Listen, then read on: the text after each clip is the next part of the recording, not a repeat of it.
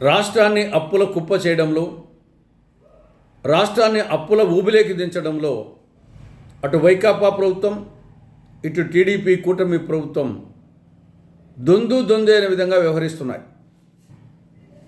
పోటీ పడుతున్నాయి.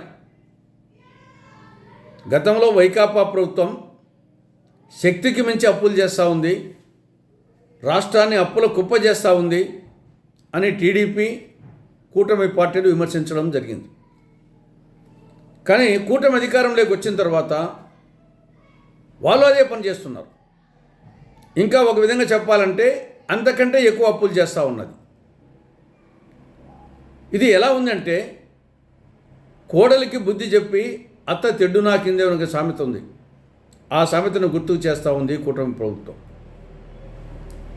కూటమి అధికారంలోకి వచ్చి 20 నెలలైంది. ఈ 20 నెలల కాలంలో కూటమి ప్రభుత్వం చేసిన మొత్తం అప్పు 3,28,225 కోట్ల రూపాయలు. ఇందులో బడ్జెట్ అప్పులు అంటే ప్రత్యక్ష అప్పులు 1,79,665 కోట్ల రూపాయలు. వివిధ కార్పొరేషన్లకు గ్యారంటీ ఇవ్వడం ద్వారా 1,01,170 కోట్ల రూపాయలు.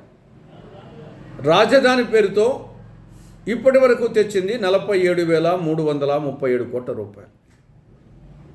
మొత్తం అప్పు 3,28,225 కోట్ల రూపాయలు. ఇది ఆల్ టైమ్ రికార్డ్. ఇంత స్వల్ప కాలంలో దేశంలో ఏ రాష్ట్రము ఇంతవరకు ఇంత ఎక్కువ అప్పు చేయలేదు. ఆంధ్రప్రదేశ్లో, ఉమ్మడి ఆంధ్రప్రదేశ్లో కూడా ఏ ముఖ్యమంత్రి హయాంలో కూడా ఇంత తక్కువ సమయంలో ఇంత ఎక్కువ అప్పు చేయలేదు. ఇటీవల కాగ్ ఒక నివేదిక ఇచ్చింది.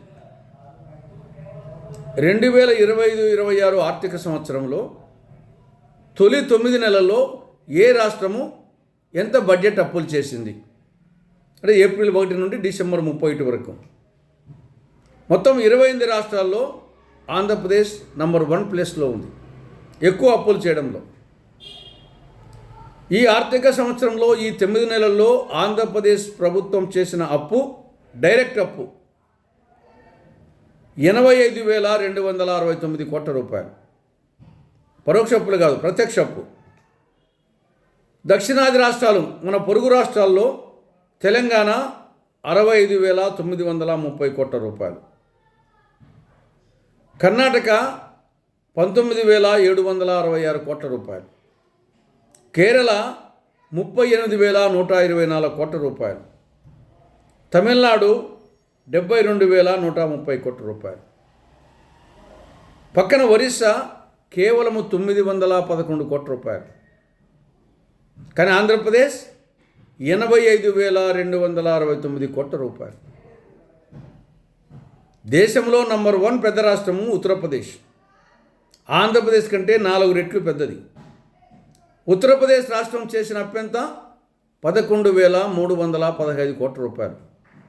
ఆంధ్రప్రదేశ్ చేసిన అప్పు 85,269 కోట్ల రూపాయలు ఈ 9 నెలల్లో.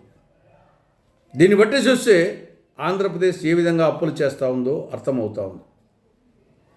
2026-27 ఆర్థిక సంవత్సరం బడ్జెట్లోనే చేస్తామని చెప్పిన అప్పు 98,065 కోట్ల రూపాయలు, అంటే దాదాపు 1,00,000 కోట్ల రూపాయలు.